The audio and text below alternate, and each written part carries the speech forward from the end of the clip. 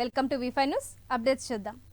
ఎన్టీఆర్ జిల్లా తిరువూరులోని జిల్లా పరిషత్ బాలికల హైస్కూల్లో 10వ తరగతి విద్యార్థులకు ప్రేరణ స్ఫూర్తి భవిత భరోసా పుస్తకాలను ఎమ్మెల్యే కోలకపూడి శ్రీనివాసరావు చేతుల మీదుగా అందించారు. ఈ కార్యక్రమం జిల్లా పరిషత్ సౌజన్యంతో పాటు విద్యాశాఖ సూచనల మేరకు నిర్వహించినట్లు హెచ్ఎం ఎంఈఓ రాజు తెలిపారు. 10వ తరగతి పరీక్షలకు ఇంకా 48 రోజులు మాత్రమే మిగిలి ఉండడంతో విద్యార్థులు కష్టపడి చదివి అధిక శాతం ఉత్తీర్ణత సాధించాలని సూచించారు. జిల్లా విద్యాశాఖ అధికారి ఎల్ చంద్రకళ ఆదేశాల మేరకు 10th క్లాస్ విద్యార్థులపై ప్రత్యేక దృష్టి సాధించాలని తెలిపారు. జిల్లా స్థాయిలో అత్యధిక ఫలితాలు సాధించేందుకు ఉపాధ్యాయులు ప్రత్యేక తరగతులు నిర్వహిస్తున్నట్లు విద్యార్థుల చదువుపై నిరంతరం పర్యవేక్షణ చేస్తున్నారని హెచ్ఎం రాజు పేర్కొన్నారు.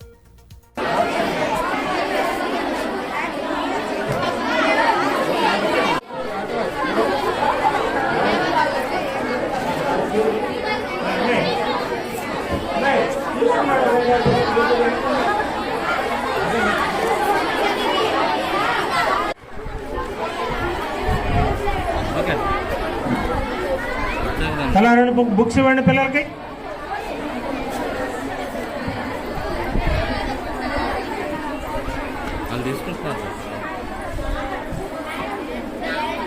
కృష్ణా జిల్లా పరిషత్ వారి సౌజన్యంతో విద్యార్థులకి ప్రేరణ స్ఫూర్తి అనే బుక్స్ని ఈరోజు మా పాఠశాలలో గౌరవ ఎమ్మెల్యే గారైనటువంటి శ్రీ కొలకపూడి శ్రీనివాసరావు గారి చేతుల మీదుగా పంపిణీ చేయడం జరిగిందండి.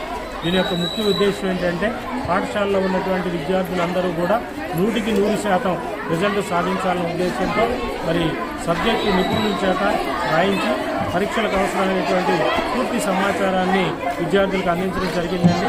ఇంకా 45 రోజులు విద్యార్థులకి పరీక్షా సమయం ఉంది. ఈ 45 రోజుల్లో వారందరూ కూడా బాగా కష్టపడి చదివి 100% మన పాస్ అవ్వాలని, అదేవిధంగా తిరువూరు డివిజన్ మన ఎన్టీఆర్ జిల్లాలో అత్యధిక పాస్ పర్సంటేజ్ సాధించాలని గౌరవ మా జిల్లా విద్యాశాఖ అధికారిని శ్రీ ఎల్ చంద్రకళ గారి ఆధ్వర్యంలో మేమందరం కూడా 100% రిజల్ట్ తీసుకురావడానికి ఎంతో గట్టిగా ప్రయత్నం చేస్తున్నామండి. తప్పనిసరిగా 100% రిజల్ట్ను సాధిస్తామని ఈ సందర్భంగా అందరికీ హామీ ఇస్తున్నాను. విద్యార్థులందరూ కూడా మరి చక్కగా. మావోయిస్టులకు మరో గట్టి దెబ్బ తగిలింది. రామగుండం పోలీస్ కమిషనర్ పరిధిలోని మొత్తం 8 మంది మావోయిస్టులు స్వచ్ఛందంగా కమిషనర్ అయితే లొంగిపోయారు. లొంగిపోయిన వారిలో 3 దళ కమాండోలు ఉన్నట్లు పోలీసులు తెలిపారు. మిగిలిన వారు మలేషియా కమిటీ సభ్యులుగా గుర్తించారు. వారిలో ఒకరు తెలంగాణ రాష్ట్రానికి చెందిన వారని వెల్లడించారు. మిగతా మావోయిస్టులు ఛత్తీస్గఢ్ రాష్ట్రానికి చెందిన వారని అధికారులు పేర్కొన్నారు.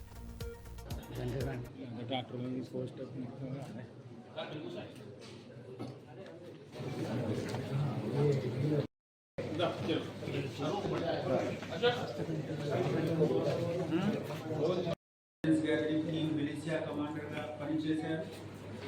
ఈరోజు మన రాజ్య ప్రభుత్వం ఇచ్చిన మంచి వెల్ఫేర్ స్కీమ్స్ చూసి మనకు ఉన్న రిహాబిలిటేషన్ ప్రోగ్రామ్స్ మీద నమ్మకం పెట్టి ఈరోజు మా దగ్గర వాళ్ళు అందరూ సరెండర్ చేస్తున్నారు. వాళ్ళకి రావాల్సిన బెనిఫిట్స్ అన్నీ వస్తుంది. ఇమీడియట్ రిలీఫ్ 25,000 రూపీస్ మేము అందరికీ హ్యాండ్ ఓవర్ చేస్తున్నాము. తర్వాత వాళ్ళకి కాటన్ పరంగా మళ్ళీ వాళ్ళకి అడిషనల్ బెనిఫిట్స్ కూడా వస్తుంది. డెవలప్మెంటల్ ప్రాసెస్లో వాళ్ళకి భాగంగా యాడ్ చేయడానికి మన వైపు డిస్ట్రిక్ట్ వైపు మనం అన్ని ఎఫర్ట్స్ పెట్టి వాళ్ళకి పూర్తిగా రిహాబిలిటేట్ చేస్తాం. Thank you.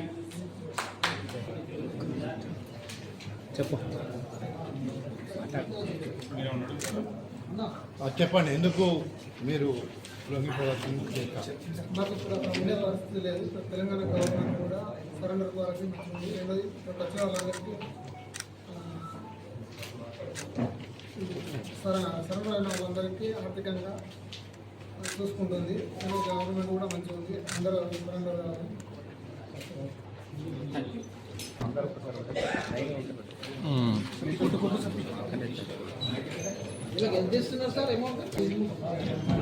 ఖమ్మం జిల్లా వైరా మున్సిపాలిటీలో మున్సిపల్ ఎన్నికల ప్రచారాన్ని ఎమ్మెల్యే రామదాస్ నాయక్, జిల్లా కాంగ్రెస్ అధ్యక్షులు నూతి సత్యనారాయణ ప్రారంభించారు. మున్సిపాలిటీ పరిధిలోని 4, 7 వార్డుల్లో ఇంటింటి ప్రచారం నిర్వహించారు. CM Revanth Reddy, deputy CM బట్టి విక్రమార్క నేతృత్వంలో పట్టణాభివృద్ధికి 100 కోట్ల రూపాయలు ఖర్చు చేశారని ఎమ్మెల్యే రామదాస్ నాయక్ తెలియజేశారు. ఇందిరమ్మ ఇల్లు, ఉచిత విద్యుత్ పెన్షన్లు, మహిళలకు ఉచిత బస్సు, రైతు బంధు బీమా వంటి పథకాలను వివరించారు. వైరా మున్సిపాలిటీని మోడల్ మున్సిపాలిటీగా అభివృద్ధి చేస్తున్నామని పేర్కొన్నారు. 7వ వార్డులో ఇందిరమ్మ ఇల్లు నిర్మాణాన్ని పరిశీలించి కూలీలతో కలిసి పనుల్లో పాల్గొన్నారు. రాబోయే మున్సిపల్ ఎన్నికల్లో కాంగ్రెస్ అభ్యర్థులను గెలిపించాలని కోరారు. అన్న కొంచెం వెడల్పు ఉండండి.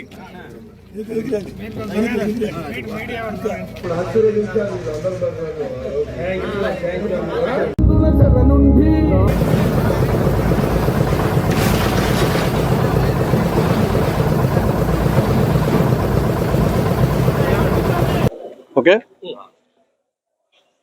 ఖమ్మం త్వరలో జరగనున్నటువంటి మున్సిపాలిటీ ఎన్నికల్లో కాంగ్రెస్ పార్టీ విజయకేతనం ఎగరైపోతా ఉన్నది. ఈ జిల్లాలో 3 మంత్రులు, ముఖ్యంగా ఉప ముఖ్యమంత్రి వర్యులు వట్టి విక్రమార్క గారు, పొంగులేటి శ్రీనివాసరెడ్డి గారు, తుమ్మల నాగేశ్వరరావు గారు, అలాగే శాసనసభ్యులు రామదాస్ నాయక్ గారు, సత్తుపల్లి శాసనసభ్యులు రాగమయ్య గారు, వారందరి ఆధ్వర్యంలో కాకుండా ఇంకా మరి జిల్లాకి ఇన్ఛార్జిగా రాష్ట్ర దేవాదాయ శాఖ మంత్రిని కొండా సురేఖ గారిని కేటాయించడం జరిగింది. అలాగే జిల్లా ఇన్ఛార్జి మంత్రిగా వాకిడి శ్రీహరిని గారిని కూడా ఈ మున్సిపల్ ఎన్నికల నిమిత్తం పర్యవేక్షించే విధంగా రాష్ట్ర నాయకత్వం నియమించింది. ఈ 5 మున్సిపాలిటీలలో కూడా వ్యాపారస్తులు ఉన్న ఈ వైరాది దీన్ని అన్ని రకాలుగా అభివృద్ధి చేయాల్సిన అవసరం, బాధ్యత ఎమ్మెల్యేగా నా మీద ఉంచారు. కాబట్టి ఒకటి తీసుకుంటూ వస్తున్నా. మున్సిపాలిటీ జరగబో ఎన్నికల్లో లక్షల రూపాయలు ఖరీదు చేసే ఒక్కొక్క ఇల్లు 500 ఇచ్చాం. ఇంకా రాని వాళ్ళు మాకు రాలేదని చెప్తున్నారు. వాళ్ళందరికీ కూడా ఏప్రిల్ నెలలో ఇస్తా అని చెప్పేసి చెప్తా ఉన్నాం. కాబట్టి ప్రజలందరూ కాంగ్రెస్ పార్టీని ఆశీర్వదించాలని చెప్పేసి వాళ్ళకి విజ్ఞప్తి చేసుకుంటున్నాం. వాళ్ళందరూ కూడా కాంగ్రెస్ పార్టీకి ఓటేస్తామయ్యా అని చెప్తా ఉన్నారు.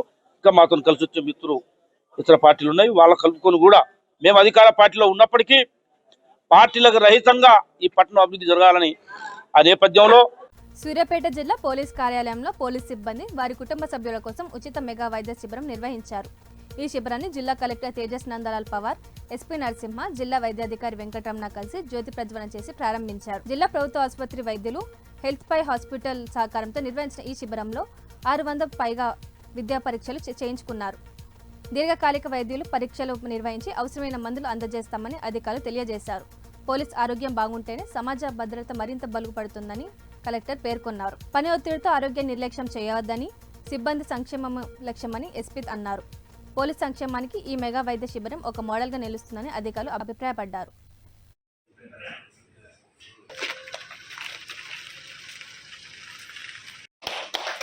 అదేవిధంగా మన సూర్యాపేట జిల్లా సూపరింటెండెంట్ ఆఫ్ పోలీస్ మాట్లాడాల్సిందిగా మా యొక్క మన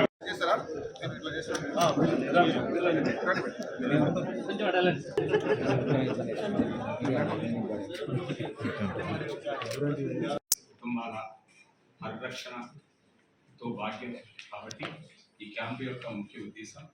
కాబట్టి ఈ రోజే కాకుండా ఇవాళ నుంచి 1 వీక్ వరకు కూడా హెల్త్ హాస్పిటల్కి వచ్చి ఈరోజు రాని వాళ్ళకు కూడా ఈ టెస్టులు కానీ మెడిసిన్ కానీ అందుబాటులో ఇస్తారు. కాబట్టి ఈ అందరినీ ఉపయోగపెట్టుకోవాలని హెల్త్ హాస్పిటల్ తరఫున మేము కోరుతాం. ఎస్పీ గారు, ట్రాన్స్ఫర్ గారు, ఐపీఎస్ గారి అధ్యక్షతన ఉచిత మెడికల్ హెల్త్ క్యాంపు పోలీస్ సిబ్బంది అదేవిధంగా కుటుంబ సభ్యులకి నిర్వహించడం జరుగుతుంది. ఇట్టి కార్యక్రమానికి గౌరవ అతిథులుగా వచ్చేసిన మన honourable collector and district magistrate Shri Tejas Nandlal Pawar గారికి, వేదిక మీద ఉన్న అడిషనల్ ఎస్పీ రేవంత్ రెడ్డి గారికి. యాక్చువల్గా డ్యూటీలు ఉన్నప్పుడు ఎస్పీ గారు మాట్లాడినప్పుడు మనం రాత్రి పగలు చూడకుండా ఏ డ్యూటీ వచ్చిన దాన్ని చేసుకుంటూ పోతాం. ఇంట్లో సాధారణంగా మనం పెద్ద మనిషి ఉంటాం, డ్యూటీ చేసేవారు. ఏమైతుంది, డ్యూటీ వచ్చిందంటే కొంచెం కాలు నొప్పి వచ్చినా, కడుపు నొప్పి వచ్చినా ఏదో ఒక ట్యాబ్లెట్ వేసుకుని తర్వాత చూద్దాంలే అని సాధారణంగా ఆలోచిస్తాం. దానివల్ల ఏమవుతుందంటే చిన్న ప్రాబ్లం, ఉదాహరణకి ఒక యాసిడిటీ ప్రాబ్లం చూసుకోండి. ఈ మధ్య నాకు సాధారణంగా ఎక్కువ కనిపిస్తుంది. మనం ఏమంటాం, డ్యూటీ ఉంది భోజనం లేకుండా పోలీసు నిమగ్నం అవుతూ ఎన్నో విపత్కరమైన పరిస్థితులు, బందోబస్తులు, సుదూర ప్రాంతాల ప్రయాణాలు, సరైనటువంటి వేళకు తిండి లేకపోవడం, సరైనటువంటి వేళకు భోజనం తీసుకోలేకపోవడం, అక్కడ ఉన్న పరిస్థితులని కంట్రోల్ తీసుకోవడానికి మన వాళ్ళు ఆహారాత్రులు. నిర్మల్ జిల్లా సోన్ మండలం పాక్పట్ల గ్రామంలోని రాష్ట్ర ఎస్సీ ఎస్టీ కమిషనర్ చైర్మన్ బక్కి వెంకటయ్య పర్యటించారు. దళితుల భూములకు బలవంతంగా తీసుకుంటున్నారని ఫిర్యాదులపై గ్రామాన్ని సందర్శించి భూ యజమానులతో నేరుగా మాట్లాడారు. భూ యజమానులు సమ్మతి లేకుండా భూములు స్వాధీనం చేసుకునే హక్కు ఎవరికీ లేదని ఆయన స్పష్టం చేశారు. దళిత రైతులు స్వచ్ఛందంగా ఇచ్చిన భూముల్ని తీసుకోవాలని, బలవంతం చేస్తే కఠిన చర్యలు ఉంటాయని హెచ్చరించారు. దళితుల హక్కులపై అవగాహన కల్పించేందుకు సివిల్ రైట్స్ కార్యక్రమం నిర్వహించాలని అధికారులకు బక్కి వెంకటయ్య ఆదేశించారు. ఇక్కడ ఎస్సీ రైతులు ఏదో 4 ఉన్నారో వారికి 1 ఎకరం భూమి, 1 ఎకరం ఉన్నది 4 ఎకరాల భూమి ఉంది 4 కుటుంబాలకు. మరి వారి భూములకు వెళ్ళి దౌర్జన్యంగా మరి గుండాయుధం చేసి రౌడీయం చేసి రోడ్డు తీసి మరి 18 ఫీట్ల రోడ్డు ఉండాలని చెప్పి దౌర్జన్యం చేయడం జరిగింది. ఇక్కడ అడిషనల్ ఎస్పీ గారు ఉన్నారు, ఆర్డీఓ గారు ఉన్నారు. నేను ఇక్కడ నుంచి మరి కలెక్టర్ గారిని మరి ఎస్పీ గారిని ఆదేశిస్తున్నా. అన్ని దేవాలయాలకు ఏ విధంగా 9 ఫీట్ల రోడ్డు ఉన్నదో ఈ దేవాలయం 9 ఫీట్ల రోడ్డు ఫైనల్ చేయాలి. 9 ఫీట్ల రోడ్డు కన్నా ఎవరైనా రూల్స్ అతిక్రమించినా వారిపై చట్టపరమైన చర్యలు ఉంటాయని చెప్పి ఈ సందర్భంగా హెచ్చరిస్తూ ఉన్నా. మీరు 9 ఫీట్ దాటి రోడ్ల గ్రామాభివృద్ధి కమిటీ కానీ ఇంకోళ్ళని కానీ మరి కావాలని కవ్వింపు చర్యలు చేస్తే ఇక్కడనే సర్పంచ్ గారు ఉన్నారు, ఉప సర్పంచ్ గారు ఉన్నారు, వారికి కూడా నేను రిక్వెస్ట్ చేస్తూ ఉన్నా. గ్రామంలో శాంతిభద్రత సమస్యలు కాపాడుకోవాలి, అందరూ అన్నదమ్ముల యొక్క బతకాలి. కానీ ఈ రకంగా దౌర్జన్యం చేయడం మాత్రం మంచి పద్ధతి కాదు. 9 ఫీట్ రోడ్డుకు ఎవరు అతిక్రమించినా, ఎక్కువ భూమి చేసుకున్నా, మళ్ళీ వాళ్ళ బెదిరించినా, వాళ్ళ గ్రామ పరిషత్ మధ్య బెదిరించినా తప్పకుండా ఎస్సీ ఎస్టీ కేసు మీరు నమోదవుతుంది, మీరు అందరూ జైలుకు పోతారని చెప్పి కూడా ఈ సందర్భంగా హెచ్చరిస్తూ ఉన్నా. ఇది మంచి పద్ధతి కాదు. ప్రజాస్వామ్యంలో ఉన్నాం. 79 సంవత్సరాల తర్వాత కూడా ఏంటి ఎస్సీల ఇంత చిన్న చూపు మీకు? ఇది మంచి పద్ధతి కాదు. ఈ గ్రామాభివృద్ధి కమిటీల ఆగడాలు నిజామాబాద్ జిల్లాలో కానీ నిర్మల్ జిల్లాలో కానీ ఇలా మితిమీరిపోతా ఉన్నాయి. నేను పోలీస్ శాఖతో కూడా ఎస్పీ గారికి కూడా తగిన ఆదేశాలు ఇస్తూ ఉన్నా. ఈ గ్రామాభివృద్ధి కమిటీల ఆగడాలను అరికట్టండి. ప్రజాస్వామ్యంలో సర్పంచ్లు గెలిచిండ్రు, ఉప సర్పంచ్లు అయినరు, వార్డు మెంబర్లు అయినరు. ప్రజాస్వామ్యం పనిచేస్తే మీరందరూ జైలు ఒక తప్పదు, మీకు మాత్రము శిక్ష ఉంటుంది. మరి ఎస్సీ ఎస్టీ కమిషన్ చూస్తూ ఊరుకోదు. మీ సంగతులు కానీ చూస్తా అని చెప్పి కూడా ఈ సందర్భంగా తెలియజేస్తూ ఉన్నా. లక్ష్మణ రేఖ దాటినా వారిపై కఠినమైన చర్యలు ఉంటాయి అని చెప్పి సందర్భంగా హెచ్చరిక చేస్తూ ఉన్నా. దీన్ని మాత్రం ఇవి ఇప్పటి వరకున్న అప్డేట్స్. మరిన్ని అప్డేట్స్ కోసం చూస్తూ ఉండండి V5 న్యూస్.